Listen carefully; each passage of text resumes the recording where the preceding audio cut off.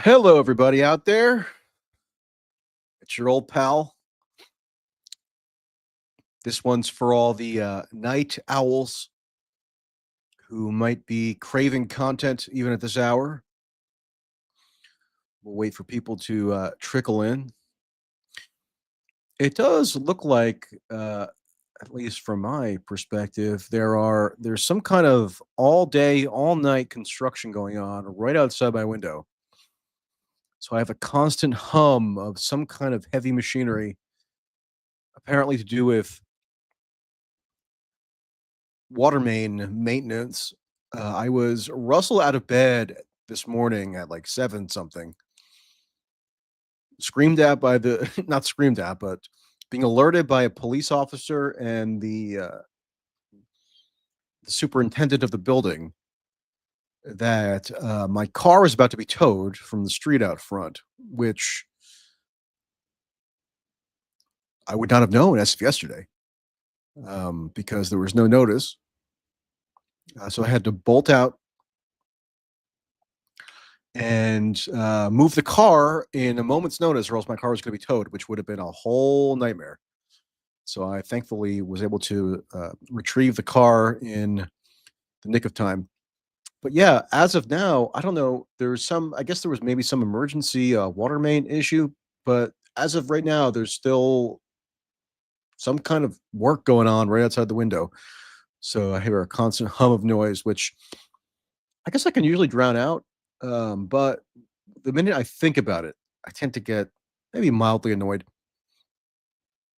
I'm all for maintaining the city infrastructure here, but unless it was a true emergency, it would have been maybe nice to have some advance notice so I wouldn't have been at risk of having the car towed all of a sudden. Okay, so if it's not all ball in the stream, that's good. That's the beautiful microphone technology. Yeah. Maybe I should go down actually after the stream and investigate, because somebody mentioned in the comments, are there no trade unions where I am? No, there are plenty of trade unions in Hudson County, New Jersey. Um, and maybe if it's just like some machine is on standby now, so it's not the full work going on, but um, but yeah, I'll after the stream, I'm going to go down and figure out what's going on. Somebody says my car got towed in Brooklyn and they lost it. Couldn't find it for a week. Yeah, my car did get towed one time in Jersey City for a dumb reason. There's a street near me, so I have to do street parking because I'm still on the lower end of the socioeconomic scale, I guess, where that's my lot in life. And I usually have to park on one of two streets. On the second street that I sometimes park on, they decided to change the local parking rules to where they basically eliminated a full spot right on the corner of like the thoroughfare and then the side street. So there was new paint added, and new yellow paint added to the curb, saying that you must not park here for no reason that I can glean, other than to hassle people, and maybe have an excuse to dole out tickets. And I parked there one night, and I guess my they gave me a ticket for that, for parking in an illegal spot. And then they also towed the car outright because the car registration was overdue by like, I don't know, 2 months or something. You would think that, in a place where you're otherwise a law-abiding citizen, you're not trying to overtly flout the law. Like if there were a better place to have parked at that point, that particular night, I would have. Um, but there's very little mercy or latitude given on issues of parking, where because I guess it's just such a useful source of revenue. They didn't eliminate the thoroughfare. Maybe I didn't explain it right. So there's a thoroughfare and then two side streets, an avenue, and then two side streets where I can generally park on. The first spot at the intersection between the avenue and the side street previously had a spot available right on the corner, right up ahead of the corner, and then they painted over the curb to eliminate the availability of that spot. And I think I might have just been like just touching it or just a little bit over. Um, and I ended up getting not just fined, which would have been, annoying but manageable, but towed. And then so you have to actually, in a way, it was kind of interesting to have to locate the car because you have to go into like a part of the city that you would never otherwise be in. It's like an industrial area. It's completely desolate. It looks like ExxonMobil poured tons of its toxins into it for decades upon decades. It's not populated. It's just a part of the city that you would never otherwise have to go to, and then you have to like enter in this whole new realm of existence where the little fiefdom is run by the tow company that has the contract with the city, and then so you have to go and like negotiate at the window with the tow clerk, and then go trek out to like several football fields worth of parked cars in this desolate lot, and then finally track down the car, and then they have no like consideration. They paint. They do like they put like temporary paint on the back window to mark the status of the car or something, and then of course you're responsible for cleaning that off. And you have to provide all the proof of registration and proof of having paid tickets, and so you're like totally at the mercy of like the worst possible quasi government agency, because it's not a government agency, the tow company. It's the company that's been contracted out to by the city, usually through some kind of nepotistic arrangement. Um, and they don't care. It's like a factory style system, so there's no way to talk your way out of anything. Um,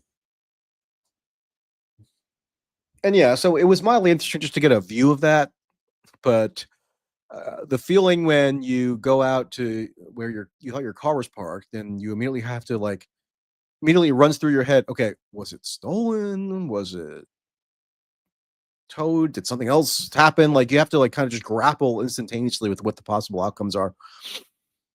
And then it's not always even clear who you have to call to figure out if the car was towed, and if so, to where. And I'm sure actually in Brooklyn, as the guy mentioned, it's probably even worse because there's more locations where it might have been taken to, but I did eventually find it. So yeah, that's annoying. Um, anyway, the all night maintenance, I'm going to go check on that now that I'm extemporaneously speaking on the subject. And oh, and then to make matters worse, when my car got towed that one time, it was like a day or two before I was making an international trip. So there's like double urgency to figure out what the heck happened to the car before the trip. So I had like no grace period at all. Like I had to spring immediately into action to figure out where the car was. So that was an added annoyance, but hey, I emerged alive. Um, so what I want to talk about is I wrote finally like a mini obituary, I guess you could say, or reminiscence on Jimmy Carter today, because I wanted to wait and watch the state funeral last week and see if anything of interest was said. Now, you might think that these are boring events, but they only happen every once in a while. The one prior was the George H.W. Bush funeral in 2018. Prior to that, Gerald Ford in 2006. Prior to that, Ronald Reagan in 2004, which were all notable in their own right, just for the material that you can kind of glean. Because these are instances where the country's political elite literally does gather in the national cathedral, which sounds like a symbol or something, and is used like there's a kind of right wing terminology associated with Curvis Yarvin or Moldbug about the so-called cathedral where the real decisions of society and governance are made like from on high. And if you're not admitted to the cathedral, then you have no influence. But this is a little physical structure called the National Cathedral. I actually was given. I was actually considering going to cover the Carter funeral as a journalist, and I did like initially get admission by the Joint Task Force on the military task force on funeral proceedings, but then there was some snafu where the Secret Service. I wasn't able to submit my information to the Secret Service in time, so therefore I wasn't able to go. But um, I do find them interesting to observe because they're usually like glimmers of insight about the nature of the political system or the societal order writ large, the political order, that might not be observable in any other circumstance. Another example of this definitely would have been the funeral of John McCain, who obviously, although not president, had an extremely lavish funeral. That was like the biggest event of 2018, maybe even more so than the death of George H.W. Bush. It was like this sacred veneration of bipartisan comity that McCain tried to, orchestrate from beyond the grave. He obviously planned it in advance while he was dying. So he had both Barack Obama and George W. Bush give eulogies. And, sometimes just as a matter of oratory, the speeches given at state funerals can be of note. Like Barack Obama's speech at the McCain funeral, whatever else you think of Obama, was like an extremely well-crafted bit of oratory. You could look it up on YouTube if you missed it or don't remember it. Like Henry Kissinger is constantly, until he died himself in 2023, he would always be somehow one of the people giving eulogies at these events. But there was one piece, one tidbit from the Carter funeral that went, as far as I could tell, pretty much unnoticed, and I found this really interesting. And you can go read my article with all this that I published today, mtracy.net. But there was this one tidbit from the son of Gerald Ford. Now, Gerald Ford died in 2006, but he apparently had a pact with Carter when they were both alive, dating back to, 20 years ago or more, that they would both deliver eulogies at each other's respective funerals. Because Carter and Ford, although they ran against each other in 1976, and this is an instance where there is like some kind of wholesome, it seems a bit schmaltzy, but it does seem like there was actually some genuine friendship that was developed between Ford and Carter. Carter said that they did like at least 25 projects together while they were both, in good enough health to do so. And yeah, it was a sort of a bygone era now where people enjoyed the notion that presidential nominees who ran against one another can end up being personal friends and work together on things. Bill Clinton and George H.W. Bush did this to some extent, where George W. Bush delegated them to go be the emissaries of the U.S. government on things like tsunami relief, if you remember that in 2004. Ford and Carter seemed to have an especially close friendship for whatever reason, and so Gerald Ford drafted a eulogy for Carter at least 18 years prior. Ford died late in December 2006, Carter December 2024. So Ford would have had to write the eulogy something like, 16 years ago? 18 years ago. My arithmetic is off. And so that was interesting, just in that it was almost like a presidential time capsule, or like a time capsule that was all of a sudden publicly unveiled after having been kept in under lock and key for 18 years or more. And Ford's son said that Ford would periodically revise or update this eulogy over the years, so it was like a running document that he worked on. And I want to play to you this this bit of it from the eulogy, if you happen to miss it. So here's Ford's son, John Ford, reading his father's eulogy on his behalf. Pull it up.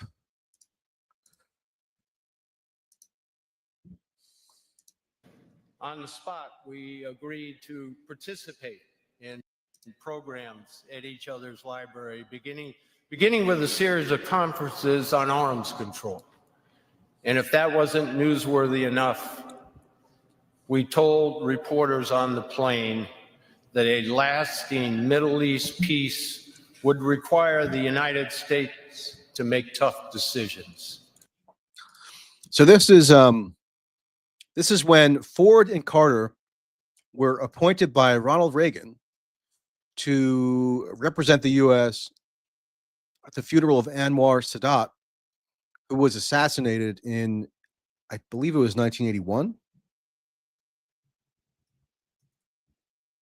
Yeah, 1981. And so that's when Ford and Carter say that they kindled their relationship. Like confronting the Palestinian issue directly, thereby building on the work to which President Sadat, the United States, that a lasting Middle East peace would require the United States to make tough decisions. Like confronting the Palestinian issue directly, thereby building on the work to which President Sadat had literally given his life. It was the first time, but by no means the last time, that our unlikely partnership ruffled feathers in the Washington.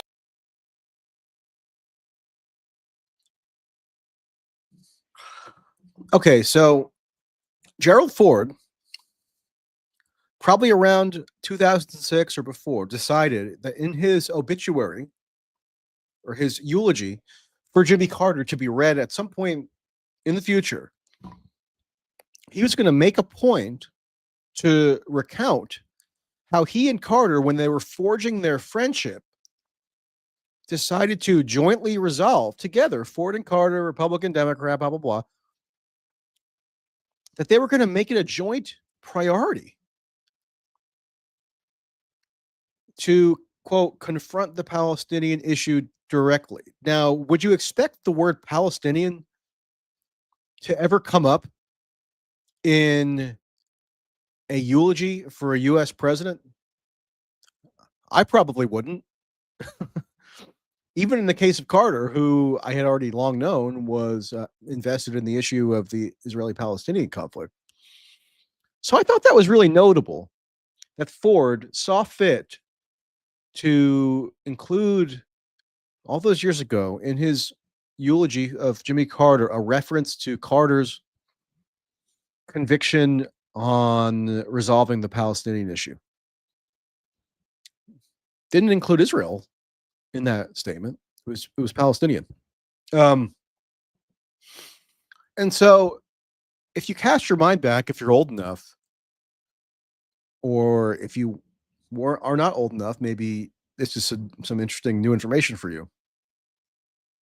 Around the time where Ford presumably could have made his final revisions or updates to the eulogy, late 2006, because he died late December 2006.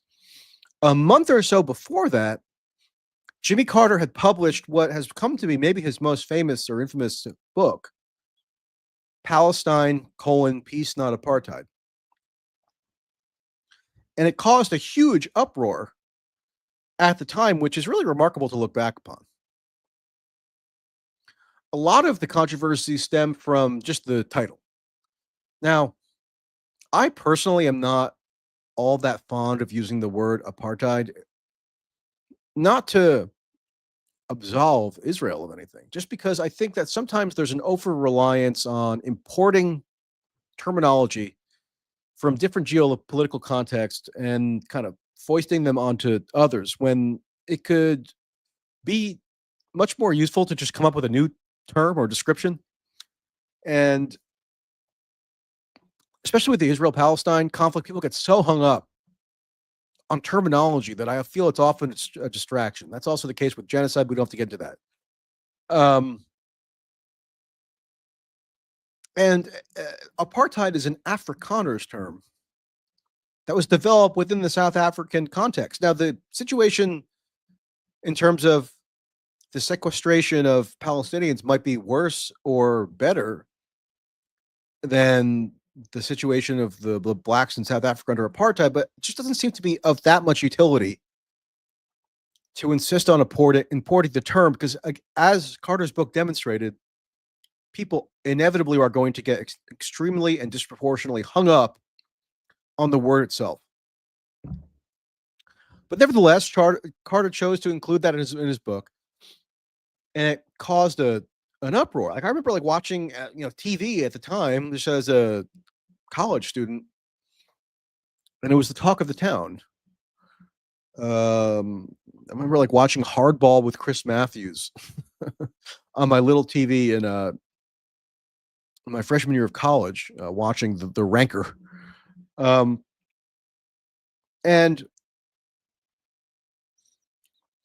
this is interesting because Gerald Ford probably would have been aware of this outbreak of controversy. So it stands to reason, you can't prove it, but it stands to reason that almost in Carter's defense, Ford did this long-term, long-range, mounting of a defense of Carter in this eulogy that he wrote all those years in advance. And so I think that's somewhat interesting. And I don't know of any other president for whom the Palestinians would ever be mentioned in a eulogy. And so I refreshed my memory on some of the furor around the Carter funeral, the Carter book, Peace Not Apartheid, Palestine, Peace Not Apartheid, which I actually read finally for the first time 8 months ago. And if you go read that book, which I recommend, it's an interesting personal account by Carter of his relationship with the Israel-Palestine issue, his early visits to Israel, his diplomatic activities, and his assessment of the presidents who came after him. He's probably most critical, actually, either of Bill Clinton and George W. Bush, even more so than Reagan, despite having held a vendetta against Reagan for quite a while.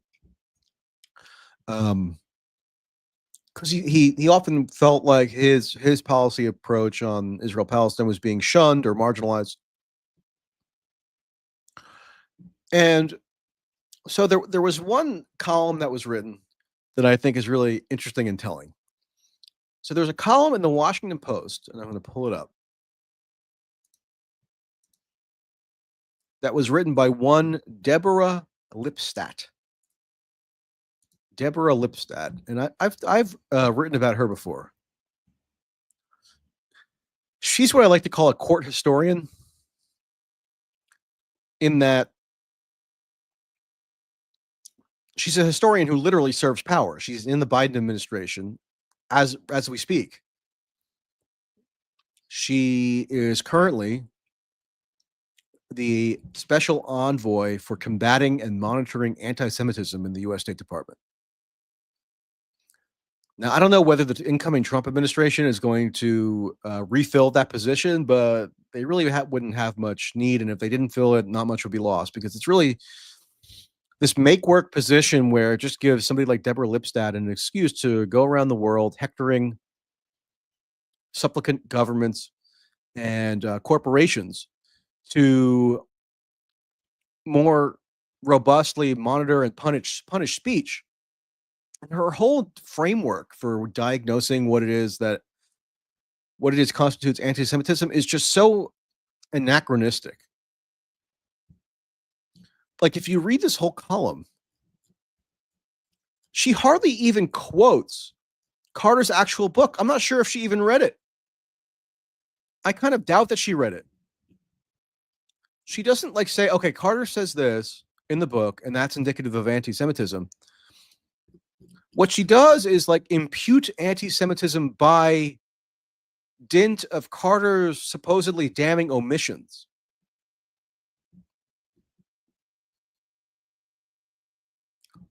So when she says, for example, Carter has trivialized the murder of Israelis, don't you think she might give a quote where Carter allegedly trivializes the murder of Israelis? I read the book. He doesn't trivialize it. I mean, he condemns it. Her problem is that he doesn't focus exclusively on it. The book is primarily about the Palestinians, the political and diplomatic situation of the Palestinians. That alone seems to be enough to engender an accusation of anti-Semitism by Deborah Lipstadt, who is still now in the Biden administration. And look at this. At the time, in 2007, when this was written, she was just an academic at Emory University, also in Georgia, Carter's from. But look at the obnoxious title, Jimmy Carter's Jewish Problem? Really? I mean, I would encourage people to go read that book. The idea that it could have ever provoked such a furious outpour of rage seems purely ridiculous. In hindsight, probably did at the time. I wasn't as well acquainted with the issue then.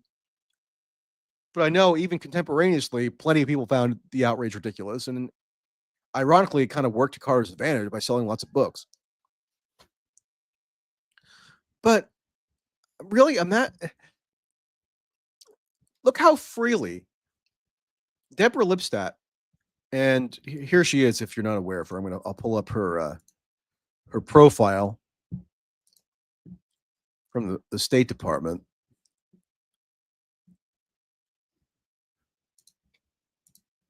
So there's Deborah.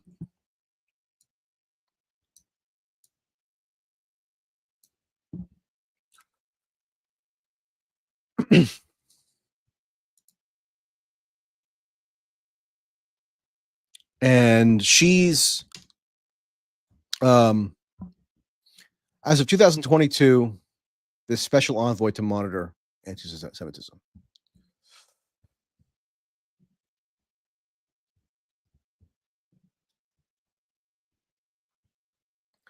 So that's her.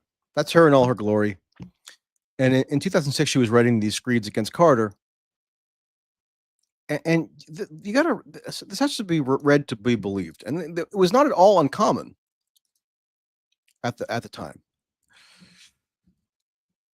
She accuses Carter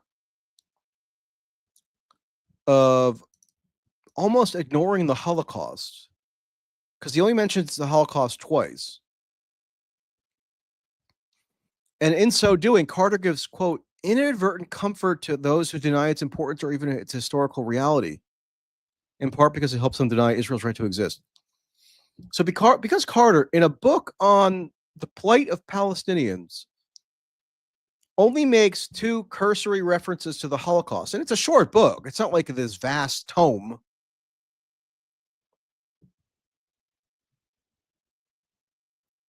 Because he only makes two references to the Holocaust, that makes him trafficking in anti-Semitic stereotypes by omission, according to Lipstadt. No direct quote from her that supposedly substantiates this position. And it's also funny how she starts off the column by saying, because Carter's life has been shaped by the Bible, where Hebrew prophets taught us to speak truth to power. So I write. So she's claiming that she's speaking truth to power. by trashing Carter as anti-Semitic when he was facing a barrage of those kinds of accusations from across the elite media, from the Anti-Defamation League and other organizations, and from many members of the political class. But she's, styling herself as speaking truth to power. So I write like she's this biblical prophet. Give me a break.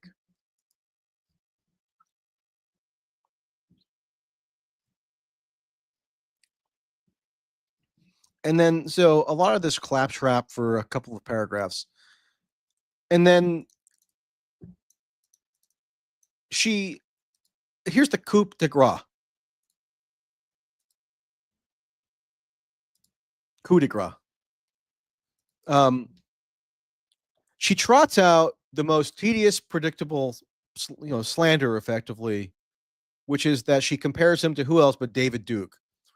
Really? Jimmy Carter is comparable to David Duke because of this incredibly tepid book that just so happens to be sympathetic to the subjugation of Palestinians.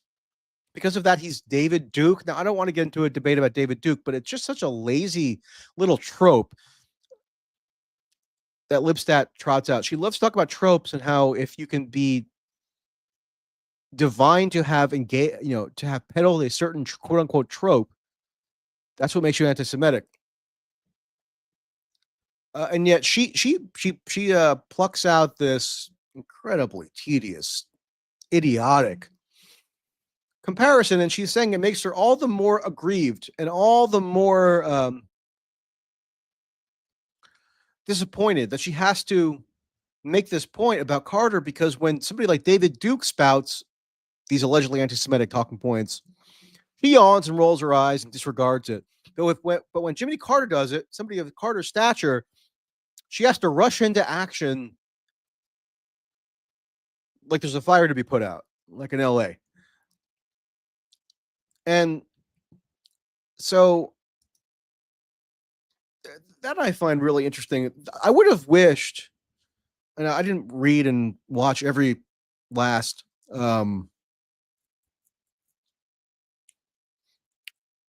remembrance or tribute to Carter in the wake of his death. And I know there was some coverage of his involvement in the Israel-Palestine issue, particularly in his post-presidency. But I would like to have seen that more emphasized, because it really is unique in American history I think. I mean, I haven't studied the post-presidency of every single president, going back to like Franklin Pierce or something. But for Jimmy Carter to really methodically and unapologetically combat a serious taboo by even using that title, however much I might quibble with the wisdom of the particular word of apartheid, was something that I'm not aware of having much precedent at all in U.S. history. I mean, he was ravaged by Jeffrey Goldberg, ADL, blah, blah, blah. For a while, I remember Carter being an anathema. Like, Obama wouldn't really even associate with him.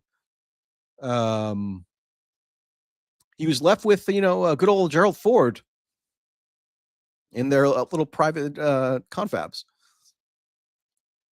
So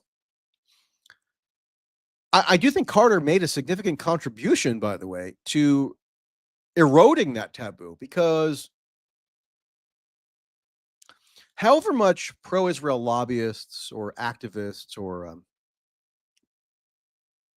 agitators might wish to limit the range of acceptable discourse around Israel today, it's just not possible in the same way that it would have been in 2006 when Carter published his book. And apparently wasn't even possible then, because they rocketed the book right up the bestseller list with all their overwrought protestations. But Carter, I think, did give license for people for that taboo to be gradually broken and at least debated in full view of the public. And he didn't relent a year or two after that book was published, he became the only American statesman of any stature to have the requisite standing to personally mediate between Hamas and the Israeli government. This was in 2008, in the run-up to the first Gaza war. So remember, there was a war, the first major war that broke out in Gaza between Israel and Hamas was in December 2008 to January 2009. Then again in November 2012. Then in 2014, June, July, August 2014. And then there was another flare up in 2021. And then finally the big one starting in October 2023. And Carter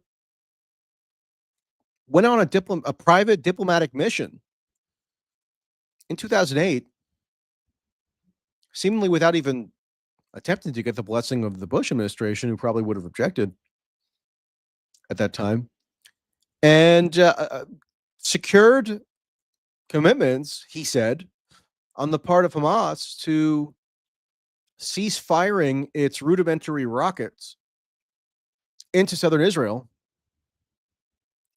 And so a ceasefire could be obtained. But then, according to Carter, Israel didn't follow through with those conditions by refusing to allow supplies into Gaza.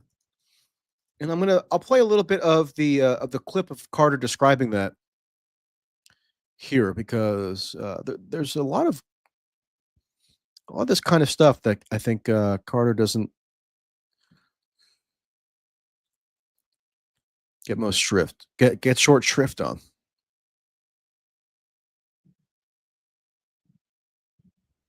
Okay, so here's one little Associated Press clip that covers Carter's trip.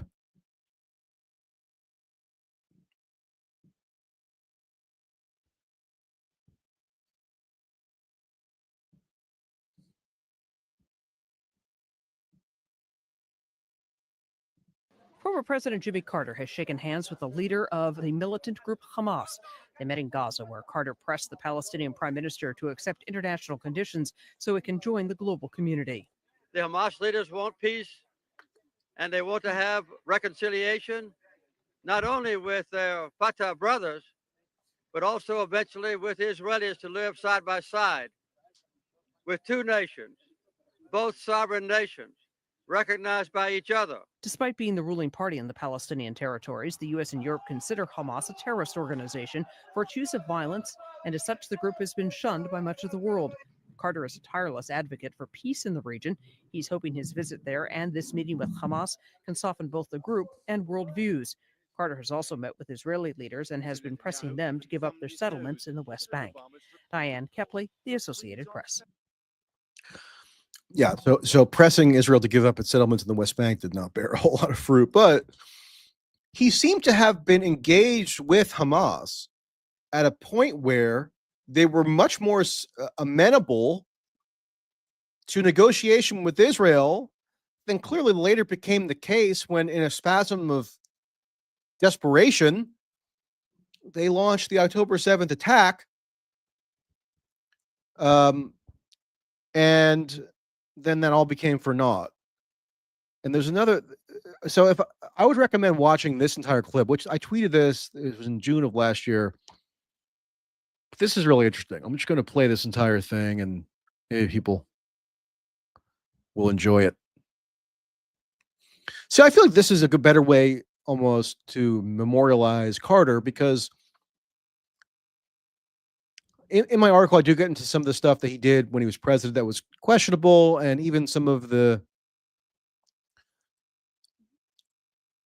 veneration of his Camp David Accords with Egypt are a bit overstated, because they also excluded any representative of the Palestinians. So Carter, when he was coming into office in 1977, he had said that he wanted to achieve a comprehensive solution to the Arab-Israeli conflict as it was then largely known, later can't even be more known as the Israeli-Palestinian conflict, because that was like this, that was the nexus of the conflict, the dislocation of Palestinians, their territorial claims, and their relegation to refugee camps and so forth in adjoining Arab states. So for Carter not to have included them in the negotiations might have been politically necessary at the time if he wanted to get a treaty between Israel and Egypt to settle the hostilities between those two countries, and they had fought multiple wars in the preceding several years. But the Palestinian issue was, as usual, shelved and put on the back burner, and still never resolved. But in fairness to Carter, he then did dedicate his post-presidential life, 40 plus years, which is amazing for it to have been that long. So it's 40, almost 44 years. He repeatedly said that one of his main goals was to, address the unfinished business of rectifying the situation of the Palestinians, which, I mean, for him to even have devoted so much of his energies to that issue is kind of itself astounding. I don't want to be too hagiographical of him, because I have a bunch of criticisms definitely of his time in office, and even maybe some of the stuff that he did when he was in his post-presidency. But he very easily could have just had a very easy, placid, uneventful, and lucrative post-presidential life, sitting on corporate boards, giving speeches. But he chose to immerse himself in some of the most tangled and arduous diplomatic issues in the world, not just in Israel-Palestine, but in North Korea. He was the first former president to visit North Korea in 1994, somewhat over the protests of Bill Clinton. He went to Cuba in 2002, met with Fidel Castro, was at a baseball game with him. So he clearly had no compunction about going to some of the most off-limits areas of geopolitical hostility. And I think there is some value to that. It clearly was not about money for him. I mean, he's revered for having this modest little house in Plains, Georgia. And although maybe some of the reverence can be a bit overwrought, I mean, it does say something about his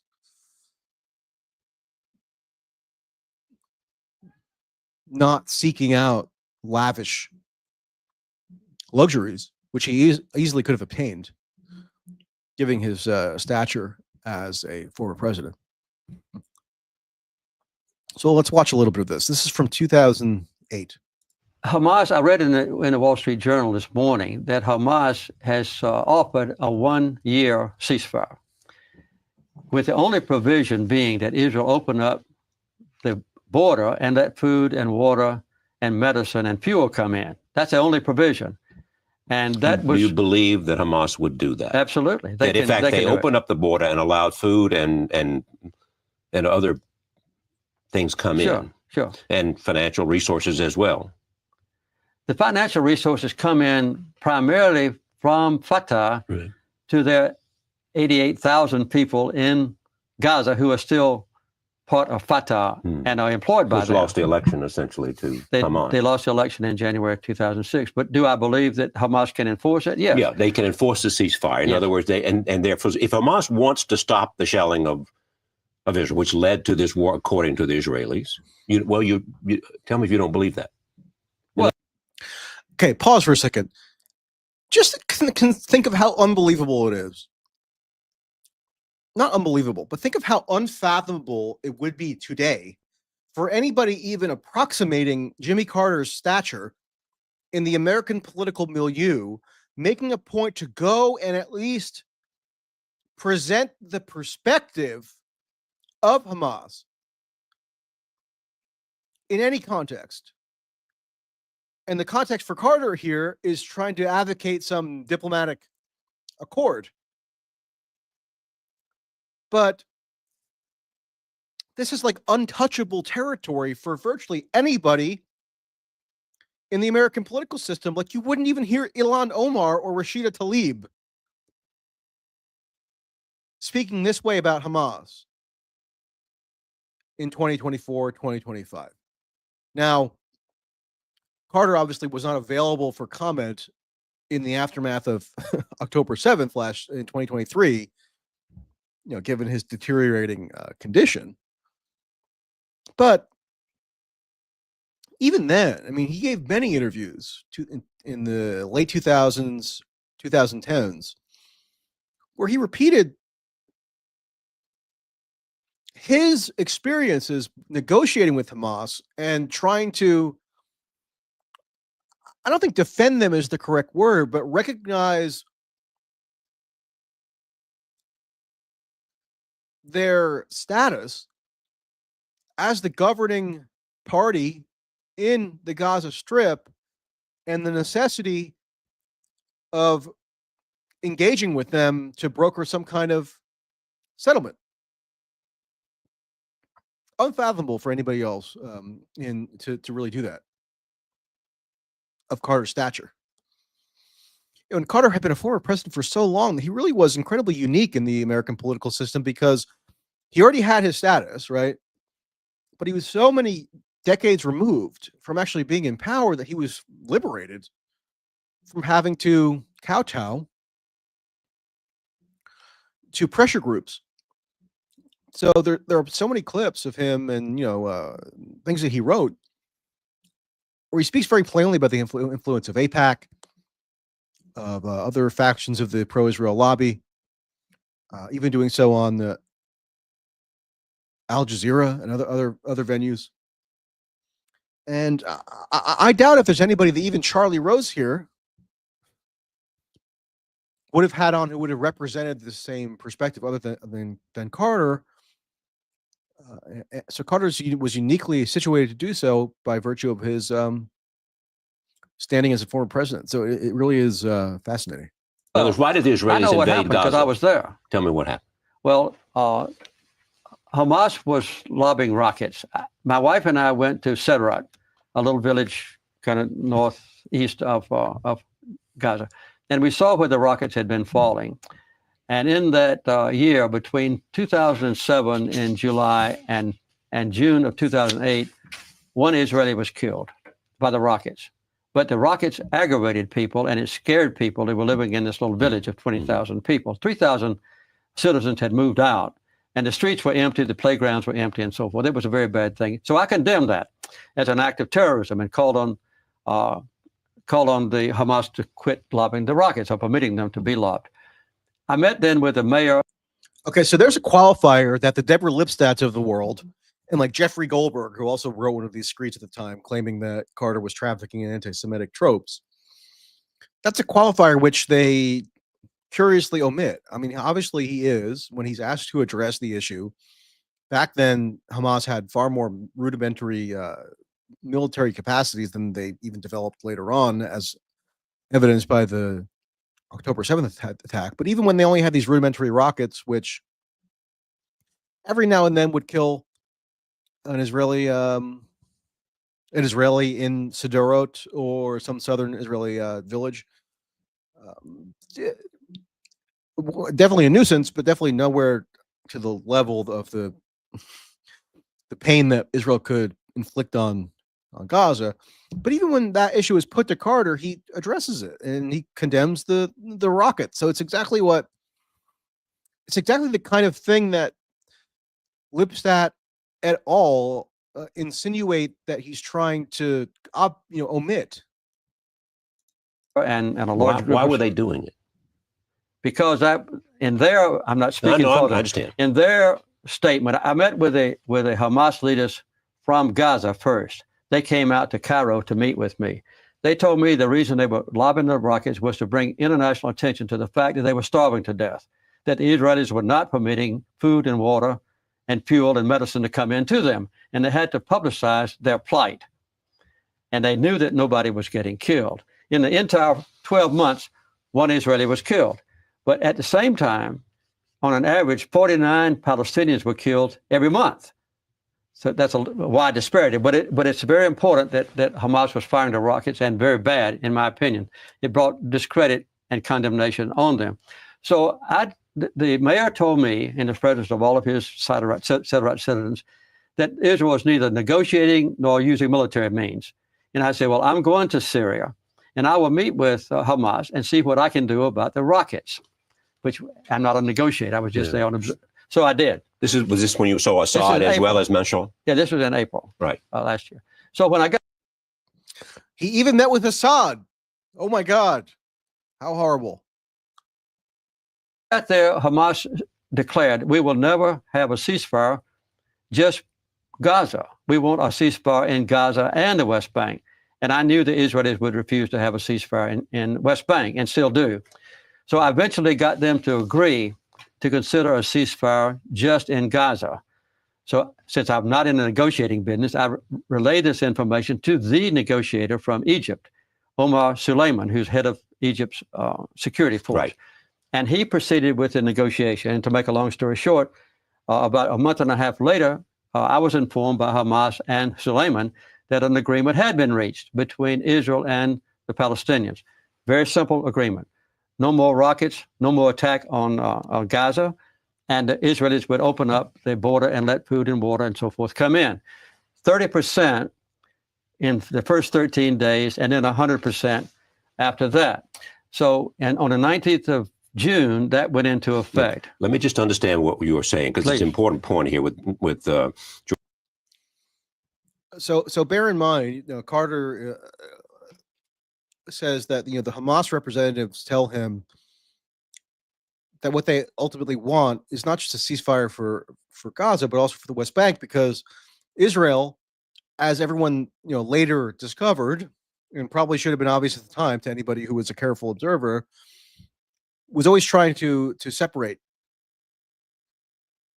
Gaza and the West Bank, so there couldn't be a unified Palestinian government, right? So, and that also gets to why Netanyahu had as a tactic to cynically empower Hamas, because given their terrorist designation, that would preempt or foreclose efforts to generate a unified Palestinian political apparatus. That's what Carter is pointing out here, and everything that came to fruition and then some. George Mitchell going overseas, that you believe, and Hamas told you, that if in fact there had not been sanctions against them in terms of food and other requirements, Yes, right. To come across the border into Gaza, they would not have started the shelling, or they would have stopped the shelling. That's correct. It was an attempt to get attention because the Israelis were not allowing things. That's correct. And Suppose the ones that told me that were the Hamas leaders from Gaza. They are not the ultimate boss. Right. The ultimate bosses are in Damascus. Well, that's true. And you met with them too. What did he tell you? What does he want? What does he believe is the future for Palestine? His preeminent request to me was to get Israel to let food and water come into Gaza. And he was willing to stop the rockets if they would do so. Now, that just doesn't. Can I just ask a question, because I don't really understand it? If the Israelis don't want the rockets, that seems so, to me, such an obvious thing to do. Don't stop the food and water from going in there, because there'll be no rockets. Well, you'll have to talk to the Israelis about that. Okay, but let me talk about the United States. All right. Suppose the United States had said to Israel, President Bush, or President Carter, or President Clinton, or President Obama, we very much want you to insist that you allow. Okay, sorry, this was 2009, so I screwed that up. So as he obviously mentions President Obama, I believe it was shortly after Obama was inaugurated. Food and water to go to Gaza for the people of Gaza. I wish would it have happened? I think they would probably have done it, but that did not happen. So we did not ask them to do that under the Bush administration. So far as I know, we did not. No. And they never stopped. I mean, they never So, stopped. so the attitude here was, in your judgment, Yeah. according to the Hamas leaders, they're trying to punish us because they don't want to recognize Hamas. Yes. I'm just surmising here. Right. That what Israel wants to do then and now is to punish the people in Gaza in order to discredit Hamas. And they would like to see Fatah leaders who are compatible with Israelis retake over Gaza. I think it's a misjudgment on their part. I think in attacking the people of Gaza, they may have strengthened Hamas. Supporters of Israel are watching this program right now, and they're saying, you know what they're saying. They're basically saying, that Hamas doesn't want to recognize Israel. Hamas does not believe Israel has a right to exist. Hamas, will never resist using terrorism. They do not want to see a real two states down the line in terms of the criticism that you received for the previous book, which you talk about in this book. Well, you talked about a subtitle using the word apartheid. Let me make an equivocal statement here. Your questions forced me to defend Hamas, and I'm not here. I don't mean to do that, as you know. Well, let me tell you what happened. Right. On the 19th of June, the ceasefire went into effect. And Egypt and Hamas told me the terms of the ceasefire. Israel denies negotiating with Hamas, so they won't accept publicly the fact that they agreed to these terms. Hamas basically stopped the rockets on the night. It took them a few days to stop all the rockets, but they had been firing 250 rockets a month on the average. They cut that down to one rocket, 8 rockets, 1 rocket per month. And those were mortar fires too. They can't control it 100%, but they cut it down more than 99%. Instead of Israel increasing the food supplies to 30% and then to 100%, they didn't do it. It just increased it to about 20%. But despite that, Hamas restrained as much as they could the rocket fire. And then on November the 4th, so just so people are clear, this is Carter saying that in the run-up to the first Gaza war, like the precursor to the war that still in now, maybe if there's going to be some agreement shortly, but the first Gaza war in 2008, 2009, Carter's saying that Hamas agreed, in part thanks to his mediation, to reduce its rudimentary rocket fire into Israel to the like 99% reduction in the rocket fire. Might have sporadic people launching mortars, and Hamas doesn't have the state capacity to control every mortar, but virtually stopped the rocket fire was. And Carter's saying that Israel, and this is even before Netanyahu got into office. This is when there was, a more quote unquote liberal Israeli prime minister. All merit if memory serves. Carter saying that Israel did not abide by the agreement. And as he's about to tell here, that would culminate in the first major Gaza war, and we see this dynamic replicated over and over again. Israel attacked Gaza with and killed 6 Palestinians, and they started the rocket fire again in November.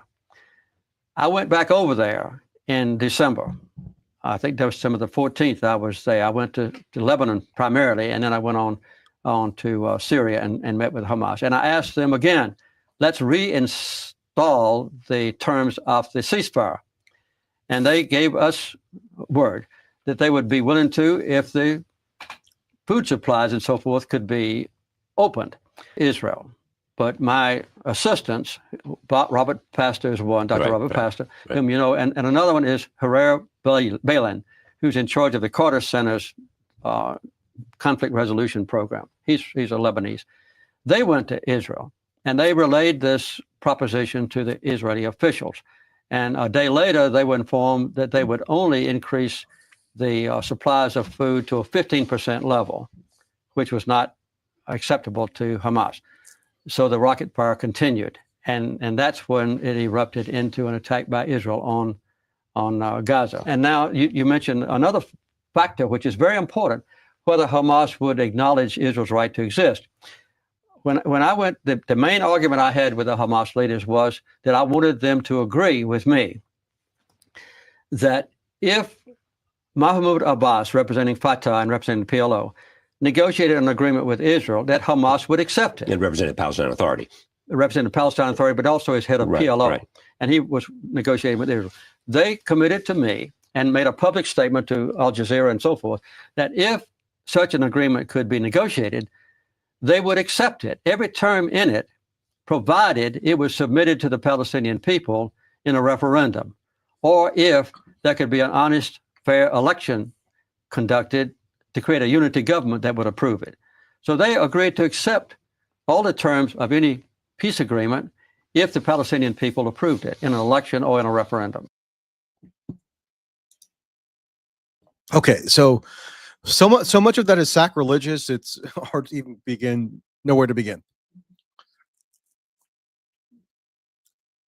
He's saying that Hamas at that time, in December of 2008, right on the eve of the outbreak of that first Gaza war, was willing to accept the existence of Israel,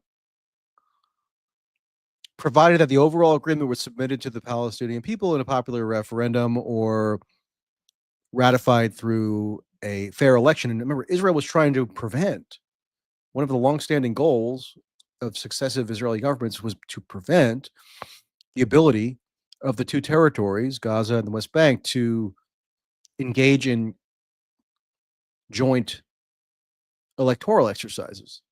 So that never happened.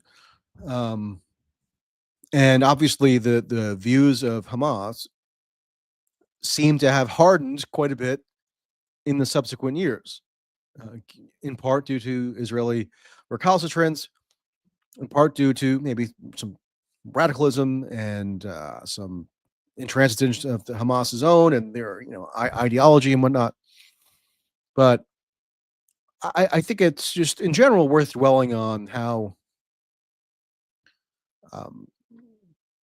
relatively fringe Carter's views on this were, because he was able to buck convention by virtue of his stature as an ex-president and get on to Charlie Rhodes and make this case and recount his firsthand experience dealing with these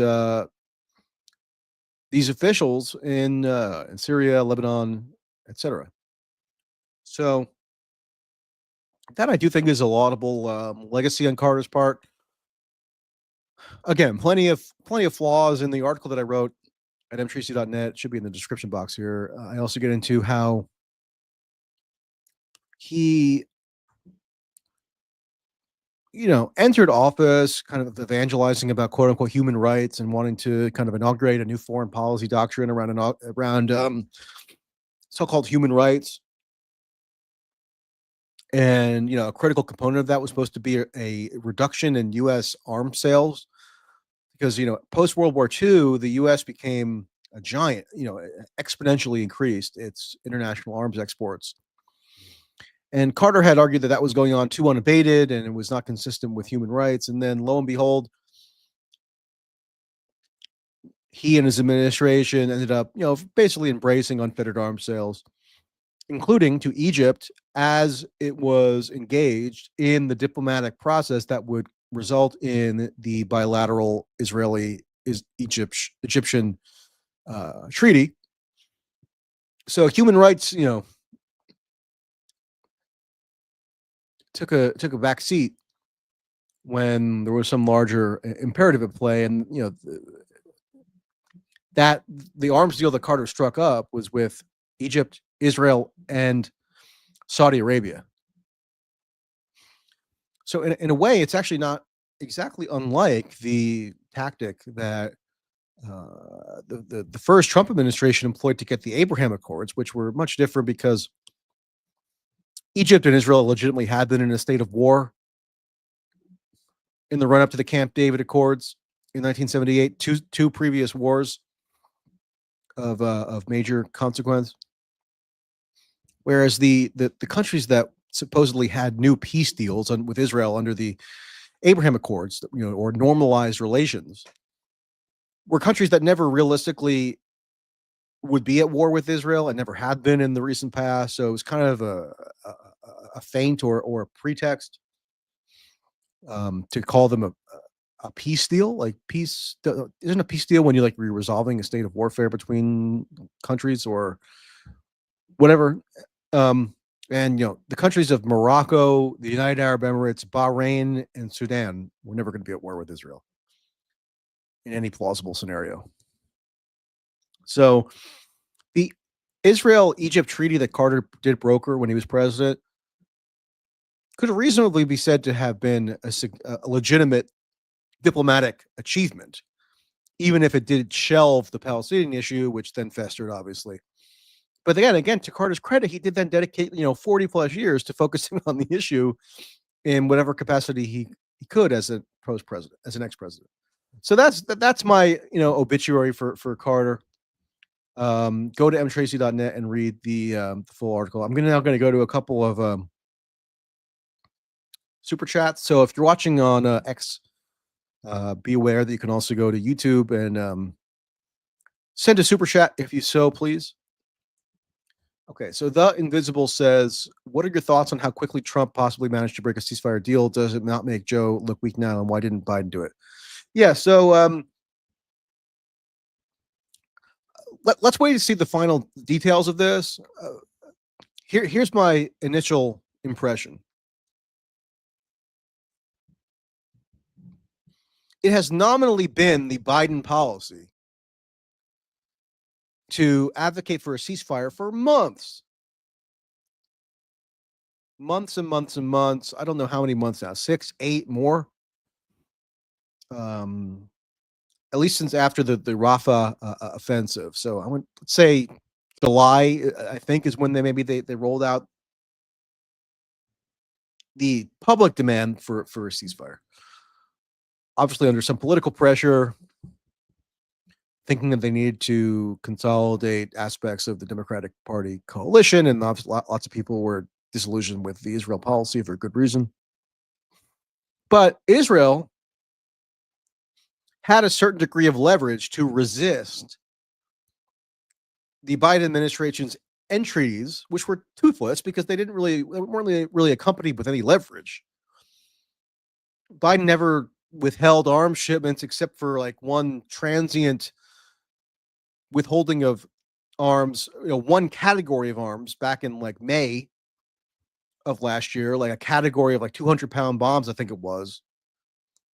But even that was a temporary delay, and they ended up sending them. And so one point of leverage that Israel had to resist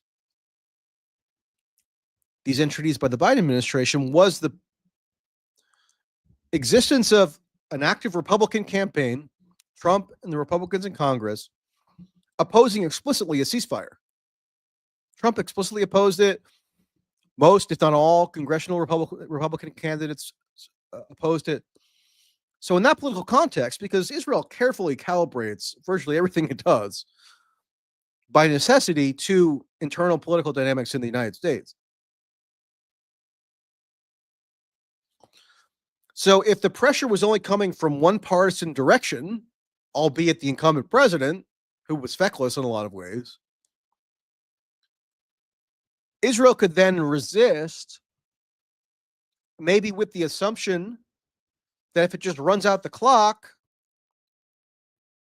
it could wait for the Republican administration to get in, and there might be more favorable terms on which they could get a settlement. So what happens? Trump wins the election, and it seems that there's been surprisingly, maybe not so surprisingly, convergence or merging of the foreign policy operations of the outgoing Biden administration and the incoming Trump administration. So Mike Waltz, the incoming national security advisor, and Jake Sullivan, the outgoing national security advisor, have been working hand in glove for months now, 2 months, and basically issuing joint policy statements on most critical issues, whether it's Ukraine, whether it's Israel-Palestine or the Israel war, or other issues. So now that one point of leverage that Netanyahu might have been able to retain, where they could just run out the clock and not give in to the Biden administration demands because they knew that a new administration was in the offing or could be in the offing, and therefore the circumstances may be different. Now that the pressure for the ceasefire deal is bipartisan, so it's coming from both Biden and Trump in concert, then there's not a whole lot of wiggle room anymore for Netanyahu. That's my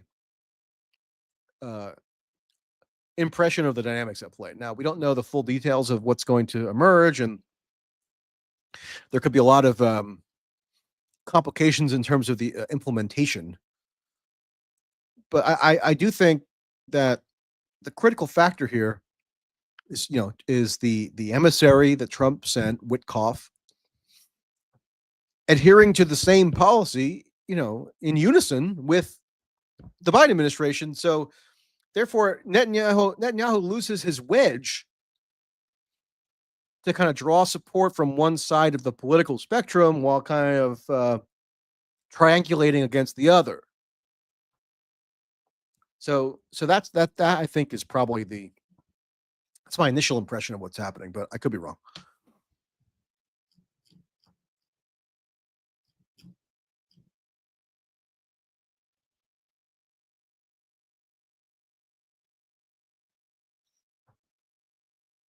Somebody asked, why didn't you call out Israel before it was cool? I'm like, no. I don't know. Like, look up my tweet history or article history. I was, while you were in your mom's basement or something, I shouldn't go there, but, while you were doing whatever you were doing, I was covering every outbreak of Israel's warfare since the time I had any journalistic capacity. And then even before I was really a journalist, I covered it or was, engaged with it starting in 2008, 2009, that first outbreak, which we were just talking about in relation to Jimmy Carter. I could show you articles from 2014 when I covered the political response to that Gaza war. And so I've covered it for quite a while, actually. Just so you know.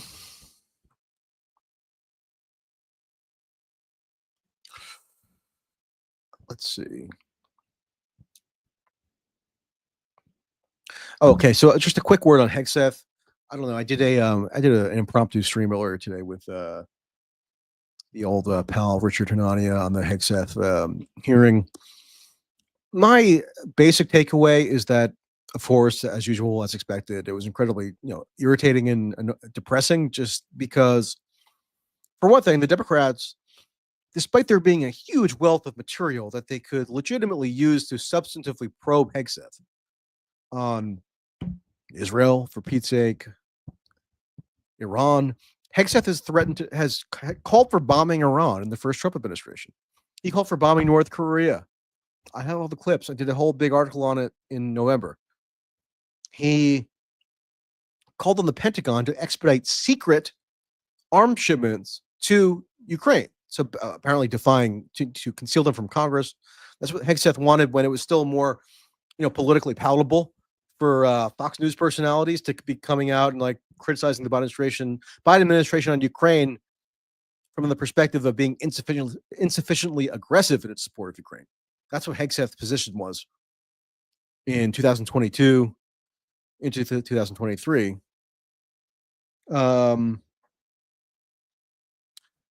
And a bunch of other issues.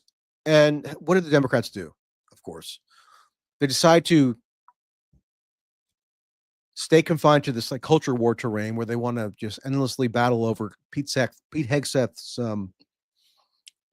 podcast comments on women in combat, which I'm not going to deny that it could be an issue that's of interest to some people, but like the disproportionate focus on it at the expense of anything else of note was incredibly annoying. And then Republicans do their kind of countervailing culture war thing where it's all about DEI and blah, blah, blah. I mean, the DEI critique of the Pentagon is really all about enhancing the lethality of the Pentagon. I mean, that's what they say. They want to get rid of these annoying and intrusive DEI strictures or gender diversity or racial diversity, whatever, because it impedes the lethality of the warfighters. So you might think that there could be a question here or there about like in what theaters that newly invigorated lethal warfighting force might be deployed, but that's not what the Republicans care to ask about. So there were very few, I think, useful questions asked. One exception, which I do have to say I thought was good, was from Elizabeth Warren, who, when she puts her mind to it, can ask a useful question here and there. So I'm actually going to play that because I happened to clip it out earlier today for your convenience. Now, Mr. Hegseth, you have written that after they retire, generals should be banned from working for the defense industry for 10 years. You and I agree on the corrosive effects of the revolving door between the Pentagon and defense contractors. It's something I would have liked to talk with you about if you'd come and been willing to visit with me. But the question I have for you on So that's apparently Hegseth met with 0 Democratic senators. Maybe I think he might have met with Fetterman. So maybe there was one, maybe 1 or 2 more. I don't know. But like he largely has not even bothered to meet with any Democratic senators, which I don't know might be the sound political tactic. But in terms of what I recall, I think it's a break with precedent. I think especially a defense secretary nominee would generally meet with senators for both parties. And this is, will you put your money where your mouth is and agree that when you leave this job, you will not work for the defense industry for 10 years? Senator, it's not even a question I've thought about because it's not about one it right now. It's not one. My motivation for this job I understand has never that. I been just about need what a could yes or no conceivably here. come next. Time is short. I just need a yes or no. I would consult with the president about what the policy should be In at the Defense other Department. words, you're quite sure that every general who serves should not go directly into the defense industry for 10 years. But you're not willing to make that same pledge? I'm not a general, Senator. You'll be the one, let us just be clear, in charge of the generals. So you're saying sauce for the goose, but certainly not sauce for the gander? I would want to see what the policy of the president Oh, I'll is. bet you would. Thank you, Senator Warren. Okay. I mean, I think that's, again, leave any partisan preconceptions about Warren aside. I think that's an eminently valid question. I mean, if he's going to advocate for all generals to be barred from joining the lucrative defense sector for 10 years upon their retirement, why wouldn't the same principle apply to the Secretary of Defense himself? If the idea is to curtail the influence of the revolving door between the Pentagon and the defense contractors, then why would that only apply to generals? And if that's something that he was actually sincerely proposing, why wouldn't he embody that himself by agreeing to abide by the restriction? I mean, if you're going to restrict generals from joining the boards of defense contractors, why wouldn't you also then restrict the Secretary of Defense, who's probably even more sought after than generals for that position, for those sorts of positions in the defense industrial sector? Anyway, it was a good question and much more pertinent than all the other nonsense about his personal dealings and sexual behaviors and his wife and ex-wives and blah, blah, blah. Even some of the stuff about his management of the veterans advocacy groups I found sort of redundant. And also beside the point, because they failed to point out that Hegseth only gained a media profile, which he then parlayed into his gig at Fox News, because he was a professional pro-Iraq war lobbyist. That's why he was the head of that Veterans for Freedom group. That was the whole purpose of it. He cut ads on behalf of senators and congressmen based on how supportive they were of the George W. Bush surge in Iraq. And you notice that never comes up. So it just tells you that my priorities are, as usual, fairly divorced from the priorities of the Senate Armed Services Committee. All right, everybody. Thanks for tuning in here to the late night session. If you so please, you can go and subscribe on YouTube if you're watching on X. It's M Tracy on YouTube, and it's like simulcast here. So that would be nice. And then you can read the in the description box in the YouTube, and I also tweeted it earlier. Read the article on Carter that I published today. All right, I'm going to be going to the inauguration later this week, and there should be some special surprises in store. So be on the lookout for that. I'll of course keep you abreast, and have a nice evening. Bye bye.